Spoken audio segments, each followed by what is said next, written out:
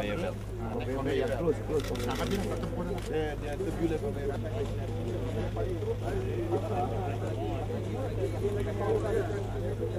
Kita ada lah kan? Boleh air itu di design that we follow. Kunjungan jawatankuasa pilihan khas Parlimen ini adalah sebahagian daripada usaha yang kita lakukan. Ini merupakan kali yang ketiga pertemuan dan mesyuarat, dan pada kali ini sebelah paginya ialah lawatan kami ke kilang Lynas, dan selepas ini kita mulakan sesi pendengaran umum awam di Universiti Malaysia Pahang, dan disambung pada hari keesokannya. Dalam lawatan ke kilang ini, kita telah diberikan taklimat oleh pihak syarikat, dan kita juga telah membuat kunjungan on-site bagi membolehkan kita memahami dengan lebih mendalam dan terperinci mengenai perjalanan ataupun proses kilang Lynas yang telah dibina di sini. Dalam taklimat yang diberikan, kita telah dimaklumkan perkara-perkara yang mungkin kita sudah ketahui, tetapi ingin saya tekankan yang merupakan perkara yang memang diberi perhatian oleh jawatankuasa pilihan khas Parlimen. Walaupun kilang ini 100% dimiliki oleh syarikat Lynas Australia, satu perkara yang ingin ditegaskan ialah ianya dikelolakan dan diuruskan oleh rakyat Malaysia, melainkan hanya 5 orang rare earth expert yang merupakan expatriate. Okey, dia adalah dikelolakan dan diuruskan oleh rakyat Malaysia. Dan perkara yang kita dapat lihat dengan jelas ialah kedudukan kilang ini jaraknya 6 km, 6 km away from the residential areas dan juga from the coastline. Ini sangat penting kerana di luar ni cakap macam-macam seolah-olah ia terletak di keliling taman perumahan dan sebagainya. Jadi I'm saying what is our observation based on the apa yang kita tu PSC lalui, kerana tak semua rakyat Malaysia datang ke kilang ni. Tetapi isu Lynas ini telah masuk ke seluruh pelosok kampung dalam negara kita. So saya nak itu ingat tekankan dengan saudara-saudari daripada media massa pun dapat lihat bahawa betapa jauhnya ia daripada kawasan perumahan dan juga daripada coastline. Kerana ada orang buat andaian dan contoh, what if kalau berlaku tsunami, which is 6 km away the coastline dan sebagainya. Jadi ini antara perkara yang hendak saya maklumkan. Dan dari segi peluang pekerjaan yang akan disediakan apabila kilang ini beroperasi, ia dapat memberi peluang kerja kepada secara langsung kepada 700 pekerja-pekerja, selain daripada secara tidak langsung kepada mereka yang akan memberi perkhidmatan service provider, maknanya syarikat-syarikat yang menyediakan perkhidmatan yang mungkin juga akan mengemploy pekerja-pekerja. Tetapi secara langsung bagi kilang apabila ianya beroperasi, peluang pekerjaan yang akan disediakan adalah kepada lebih kurang 700 pekerja. Tetapi bukan itu sahaja yang kesan daripada operasi kilang.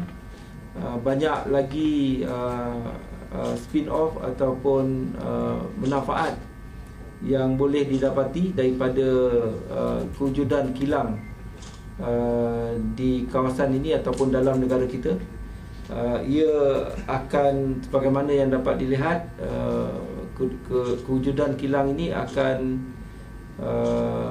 menyaksikan pembinaan ataupun pelaburan mewujudkan kilang-kilang yang lain yang menjadi pembekal kepada kilang ini, Setakat hari ini sudah ada 2 chemical plant yang diwujudkan dengan pelaburan sebanyak 300 juta ringgit. Dan pada masa yang sama, kewujudan kilang ini dapat membangunkan downstream activities yang lain yang menggunakan hasil yang terdapat daripada kilang ini. Satu perkara yang tak pernah dinyatakan ialah bahawa dalam lesen yang ditetapkan, antara syaratnya ialah pihak syarikat perlu membayar ataupun the company has to allocate 1% of their sales revenue bagi maksud di mana 50% bagi tujuan untuk pengurusan waste management, manakala 50% lagi adalah bagi maksud R&D. Dijangkakan dalam keadaan harga yang turun pada hari ini, projected sales revenue is about 1 billion US. So 1% of it is about 300 million ringgit. 1%. What, 3.3 billion? No, 1 billion ringgit. So 1%. 1 billion US or 100 million lah. about 100 million US. No, ringgit. Ringgit, 100 million. Whatever, it is 1%. So 50% pergi kepada pengurusan waste management, manakala 50% lagi pergi kepada R&D. Itu tidak termasuk R&D yang company akan buat, tu lain. Ini syarat yang memang kerajaan letakkan kepada pihak kilang. Kita juga telah mendapat taklimat mengenai semua aspek-aspek keselamatan dan standard yang ditetapkan untuk pembinaan kilang ni. Satu perkara yang sangat penting ialah dari segi kita di sini bukan saja kilang, bukan saja membuat environmental impact assessment, tetapi yang paling penting telah juga melakukan radiological impact assessment. Okay, radiological impact assessment sangat penting, but it has never been covered, it has never been told. Mungkin syarikat pun banyak kali beritahu, tapi tak ada siapa minat nak masukkan dalam liputan media. Radiological impact assessment dibuat untuk sebelum kilang ini dilaksanakan. Dan satu lagi yang diberitahu ialah mengapa diletakkan kilang ini di Kuantan. Saya nak nyatakan, nak maklumkan bahawa tuduhan yang mengatakan bahawa kilang ini tidak mendapat kebenaran dan lesen untuk beroperasi di Australia adalah tidak benar. Syarikat telah pun menunjukkan pada kita lesen yang dikeluarkan oleh kerajaan oleh Australia, tetapi kilang tidak membuka dan memulakan operasi di Australia kerana atas sebab-sebab ekonomikal, atas sebab-sebab pertimbangan perniagaan. Oleh kerana tiada viability untuk mereka meletakkan ataupun membina kilang di situ. Dan mereka telah pilih Malaysia kerana dari segi ekonominya, raw material dan juga utility yang murah, air, api dan sebagainya. Dari segi keperluan dan penetapan dasar peraturan oleh kerajaan adalah sangat jelas. The goalpost never change. Bila ikut sesuka hati. Tidak seperti negara China, atas sebab itu mereka tak jadi buat di China. Dari segi infrastruktur memang tersedia. Dari segi tenaga kerja, Malaysia diiktiraf mempunyai bekalan tenaga kerja yang sedia ada, yang kompeten, yang technically trained, professionally trained. Maknanya dari segi jurutera, juruteknik semua cukup di Malaysia. Memungkinkan syarikat untuk membuat pilihan membuka kilang di Malaysia. Jadi sebab-sebab yang mengatakan mereka tidak buka di Australia kerana tak dapat lesen, itu adalah tidak benar. Dan sebab mengapa mereka tidak jadi untuk beroperasi di China adalah kerana negara China mengenakan sekatan untuk mereka mengeksport produk yang akan keluar daripada kilang ini. Dari segi berbalik kepada soal safety and standard, diterima hakikat bahawa Malaysia mempunyai peraturan dan standard yang lebih tinggi daripada Australia dan juga daripada dunia. Tetapi itu tidak menjadi masalah diikuti oleh pihak kilang, dan pihak kilang telah meletakkan satu standard ataupun satu program yang dapat melihat kepada soal-soal yang boleh mengawal sama ada pollution dari segi air, dari segi udara, dan juga dari segi produk itu sendiri, supaya ia tidak menyumbang kepada pollution, pencemaran kepada kawasan dan juga kepada negara. Dan selain daripada itu, mengenai safety and standard, mengikut laporan yang diberikan oleh beberapa pakar, memang dibandingkan kilang ini dengan yang lain-lain yang terdapat di dunia, ia adalah state of the art kilang, dan ia adalah yang paling selamat dan yang paling advance kepada yang terdapat dalam dunia pada hari ini. Dan apapun dari segi impak kewujudan kilang ini, ia adalah satu kilang yang dapat membantu Malaysia untuk kita berhijrah ke abad yang ke-21. Sebab ia membolehkan negara kita untuk mendapat manfaat daripada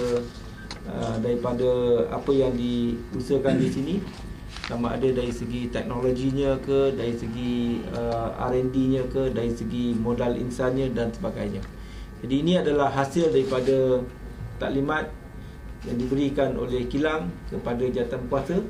Kita akan kumpulkan ini. Sudah tentulah kita akan juga mendengar daripada pihak yang membantah. Kita tahu bahawa tujuan penubuhan jawatankuasa ialah untuk mengumpulkan segala fakta, dan kita memang akan menggunakan segala kepakaran dan juga dapatan-dapatan saintifik dan akademik untuk kita akhirnya membuat rumusan kita. Satu perkara yang tidak boleh juga yang perlu diberikan perhatian juga ialah bahawa pihak kilang, oleh kerana mungkin banyak sangat pihak yang bercakap tidak berasas pada fakta dan ada yang melanggar boundary perkara tersebut, telah mengambil tindakan saman defamatory kepada pihak-pihak tertentu.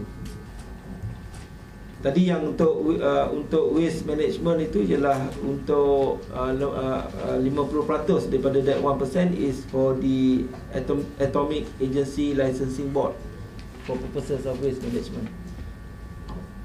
Maknanya kita bercakap mengenai soal kemampuan enforcing. So ini akan membantu di Atomic Agency Licensing Board dalam soal-soal untuk memantapkan peranan mereka untuk menguatkuasa, khususnya dalam soal melihat bagaimana waste management itu tertakluk kepada peraturan yang dikenakan. Okey, payahlah question and answer. Kita tomorrow ada peluang kalau nak itu. Tapi yang paling penting, pihak kilang telah beritahu they are at all times open for public scrutiny. Sesiapa pun boleh datang untuk bertanya, untuk mendapat maklumat, untuk mengetahui yang sebenar. Okey, untuk mereka tahu apakah yang sebenarnya. Dan sebagaimana yang kita sedia maklum, satu perkara yang sentiasa dimomokkan kepada masyarakat yang berasaskan kepada semua pendengaran yang telah dibuat oleh jawatankuasa ialah mereka menyamakan kilang ini sebagai satu nuclear reactor, walhal ia hanyalah satu kilang chemical yang sama dengan banyak-banyak kilang chemical yang terdapat di negara kita. Dan oleh kerana bagi maksud tertentu, pihak tertentu nak anggap ini sebagai nuclear reactor, maka standard yang digunakan adalah berasaskan kepada hujah sebagai seolah-olah ini nuclear reactor. Padahal ini adalah hanya a simple chemical plant. Kita pun boleh tengok tadi mana ada apa sophisticated sangat. Kita memang berpuas hati dan lebih-lebih lagi kerana pihak kilang sendiri nyatakan bahawa mereka terbuka kepada mana-mana pihak. Tapi janganlah kalau nak datang letak macam-macam syarat. Kilang tak letak syarat tapi yang nak datang tu buat syarat. Lepas ni kita akan ada public hearing. InsyaAllah kita akan dengar pendengaran awam ni apa masalah yang mungkin tak di cover di sini. Jadi kita akan dengar pula. Hari ni dengan besok. Kalau kita lihat fakta dia tetap sama tapi cuma kita tak tahu sebab kita tak dengar lagi. Jadi saya tak, sebab tu saya tak mau komen.